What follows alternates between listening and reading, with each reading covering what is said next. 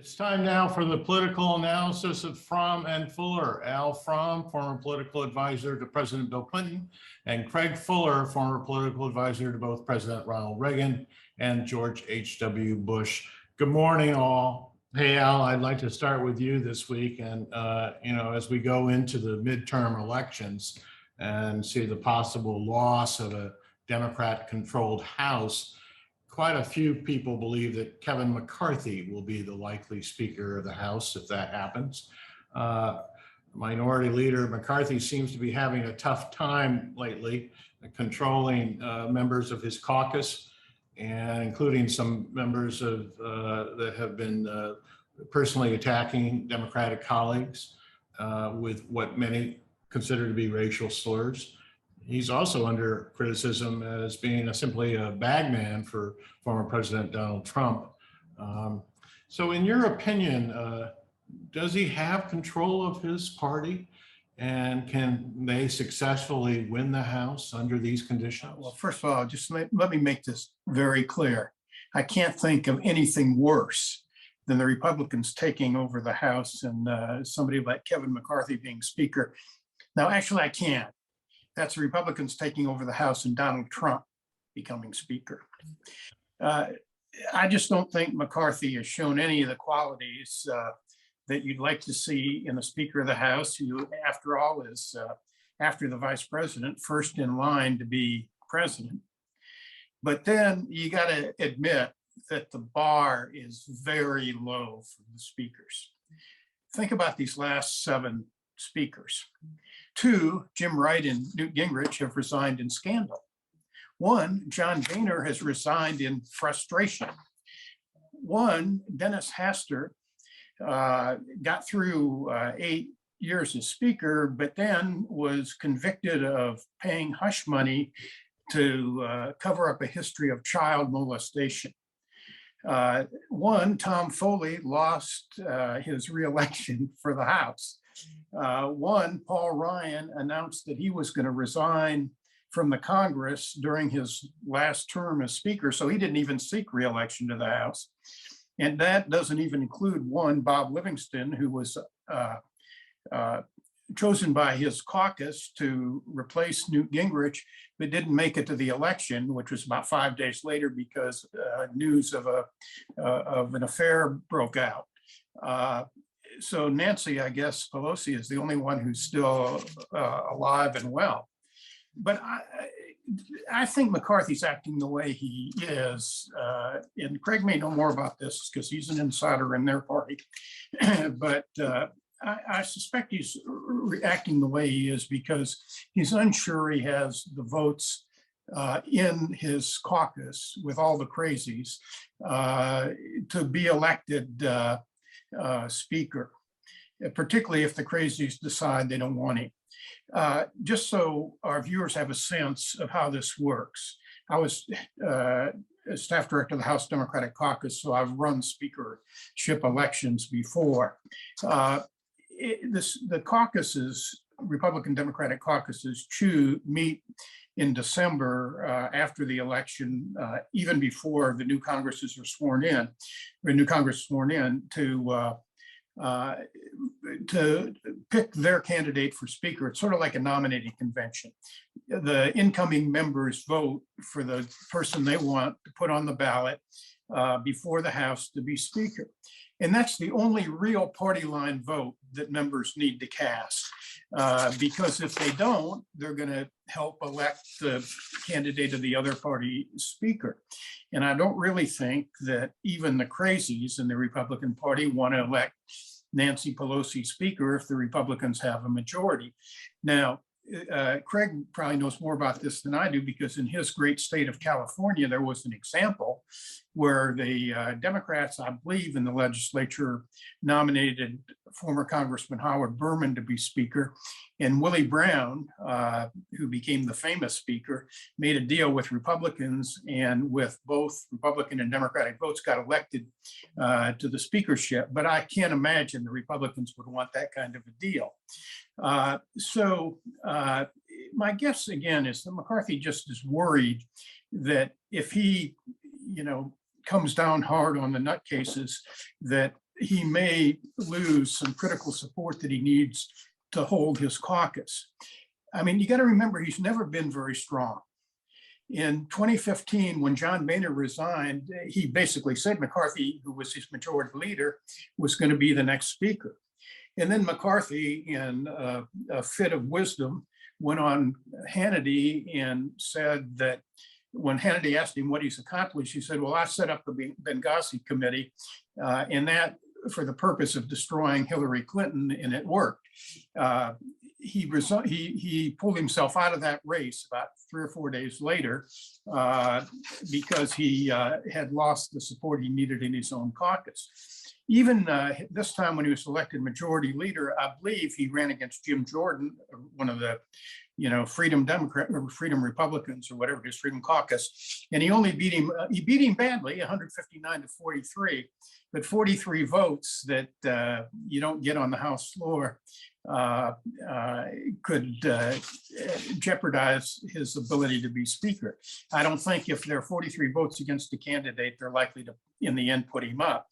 The QAnon crazies in that caucus, I don't believe they can be counted on to do anything rational. And, they could go to the floor and decide to not vote for McCarthy.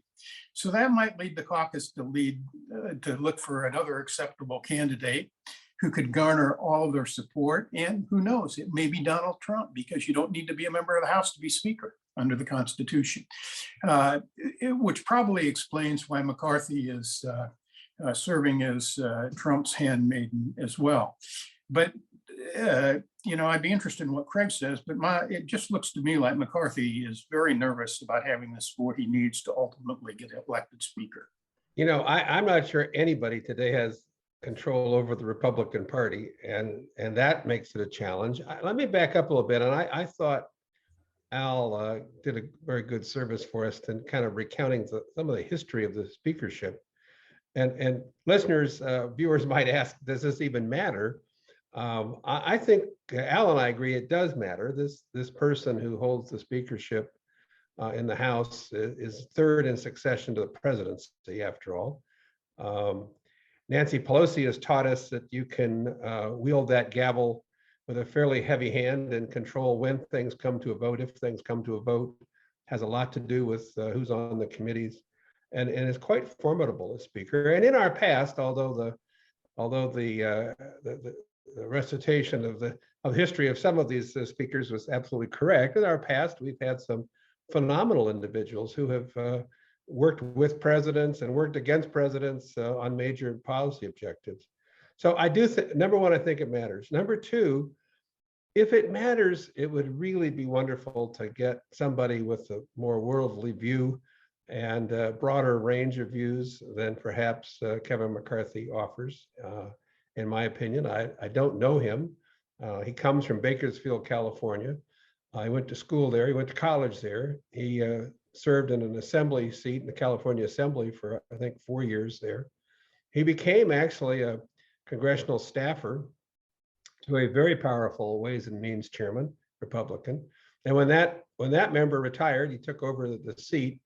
And so, Kevin McCarthy's strengths, let's start there, are basically in politics and political gamesmanship and raising money and amassing kind of a political clout, if you will, on Capitol Hill. That's not the kind of broad gauge thinker that I would hope would be speaker from either party, but that's who the Republicans have as their leader. I do think there's some very big ifs. I'm always reminded of, I love the line from the hockey player Wayne Gretzky when asked why he scored so many goals, and he said because he skates to where the puck is going to be. I think Kevin McCarthy kind of wakes up every day and deals with the political puck, if you will, exactly where he sees it, because I think he's been, he's paid homage to Trump, and we've all talked about how Trump's clout is diminishing. He pays homage to some of the people in his own caucus who seem to be anything other than what traditional Republicans have been in any event. And I think he does that for the very reason Al cites. He's trying to hold together a caucus, and that's proven to be very difficult, not just for McCarthy, but for other speakers as well. I actually think Paul Ryan just sort of figured it wasn't worth it at some point. I mean, and as did Boehner. I mean, it just becomes very difficult to stand for things and then have to try to move your caucus in the direction you want to go. And that's been true for a while. But I say all this because I think that McCarthy is banking on the politics of 2022 looking a lot like the politics of 2021. And I don't think that's going to be the case. I think the kind of pillars on which he has based his standing with Trump and, very far right conservatives, if that's what you want to call them, and the Al calls them crazies. They're not all crazy, but they banking on that combination of a political makeup in your constituency to carry you to the speakership, I'm not sure it's going to work. And I'm not even sure, although history would tell us Republicans will do well in these elections, I think there's a lot to come in 2022 with the economy, with fighting COVID. If the administration is successful in some of these areas, that may well occur in the summer and fall, exactly when you need that to happen to win elections. But then if Republicans do take over the House, I'm hearing the same thing that I think Al is hearing, and that is that McCarthy's beginning to lose following among Republicans. So they're just asking themselves, is this the kind of leader we want to go forward with? So it's not a foregone conclusion, as far as I'm concerned, that even if Republicans won, that he would be the one chosen to be speaker. But I think it all speaks to the volatility of 2022 and the changing conditions and really the difficulty in leading this House Republican caucus, which seems to be getting more difficult as time goes on. McCarthy, I think, from what I've heard, has sort of built his, and Craig sort of implied this, has built his strength because he's very good at sort of doing the favors for the members of the House. When Bob Byrd got elected majority leader after, long before he restored his reputation in the Senate, it was because he did all the little things that helped, that made members' lives more comfortable. But one of the things that's really different now is that for the members, and this is members on both sides. I mean, I think there's a large degree of difference between a Marjorie Taylor Greene and some of the progressives on the Democratic side in terms of, one, the progressives are well-meaning, they may be wrong on their policies, but Marjorie Taylor Greene is not particularly well-meaning from what I can gather. But they have their playing field is social media. It's cable TV. It's not the House floor. And that makes it a lot different because they don't have to worry about that. I mean, Marjorie Taylor Greene's been removed from committee. She can't do anything. So what does she do? She plays the social media. She goes around, raises a lot of money for, her causes. But what loyalty does it matter? Loyalty doesn't matter to her inside the House. They've already taken away anything they can give her, basically. And so there is really a dynamic now that we probably, I mean, maybe at other times there have been a similar dynamic, but it seems to me probably not. But the other thing Craig mentioned is, I mean, I've been out front and saying I think the Republicans are probably going to win the House, may win the Senate. I still believe that, but there's only one thing that could save the Democrats.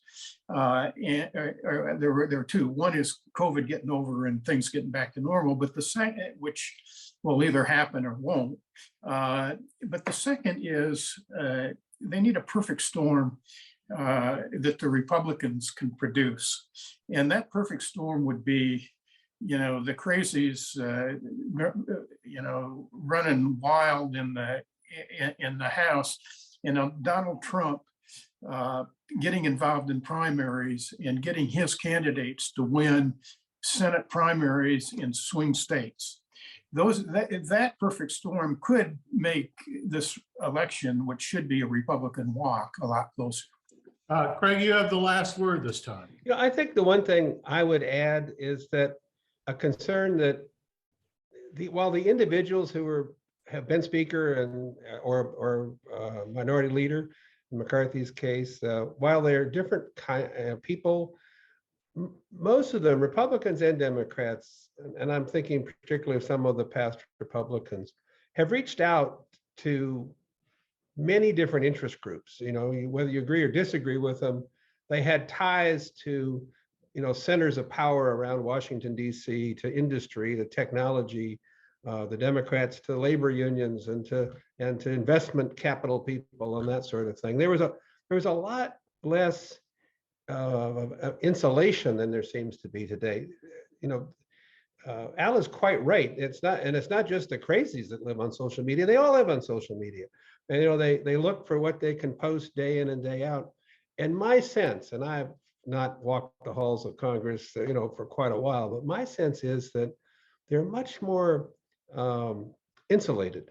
They work with each other. They work with each other, the factions. They don't have the kind of exchange of ideas around issues that I think maybe we had more of in the past. And that worries me too, in terms of what kind of a speaker McCarthy would be like, or what kind of a speaker a Democratic successor to Pelosi, if she decides to step away, would be like. I do think we're kind of creating these people who have grown up, if you will, in Congress, aide to a congressman, young freshman congressman, able to raise money, able to chair a committee, makes it to minority leader or to speaker. It's a progression that's not bringing us the kind of expertise we've had in the past. And I know that sounds like kind of a old guy sitting out here in Easton, but I do think there's a lot of value in having a little more life experience and wisdom in a position that is very important to our country. Greg Fuller, Al Fromm, thank you so much. We'll see you next week.